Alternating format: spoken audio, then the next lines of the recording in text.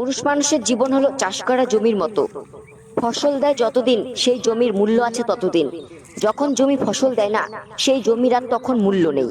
পুরুষ মানুষের সুখ থাকে কপালে, আর বাকি অর্ধেকটা থাকে পকেটে। যদি একজন পুরুষের টেনশন 100 জন নারীর মধ্যে ভাগ করে দেওয়া যেত, তাহলে 99 জন নারী পাগল হয়ে যেত। এটা বাস্তব কথা। পৃথিবীতে সবচেয়ে ব্যবহৃত এবং অবহেলিত মানুষ হলো পুরুষ।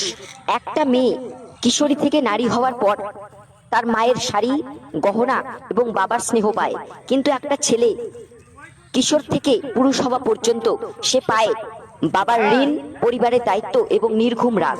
পুরুষ বিয়ের আগে বাঁচে মা বাবার স্বপ্ন পূরণের জন্য, এবং বিয়ের পর বাঁচে বউ বাচ্চার স্বপ্ন পূরণের জন্য। পুরুষ মানুষ কখনো নিজের জন্য বাঁচে না, তবুও দিনের শেষে তাকে শুনতে হয় যে আমার জন্য কি করেছো। একজন পুরুষকে যদি পরিবারে সাপোর্ট করার মতন কেউ না থাকে, তাহলে আপনি বুঝবেন যে এই পৃথিবীতে মাথা উঁচু করে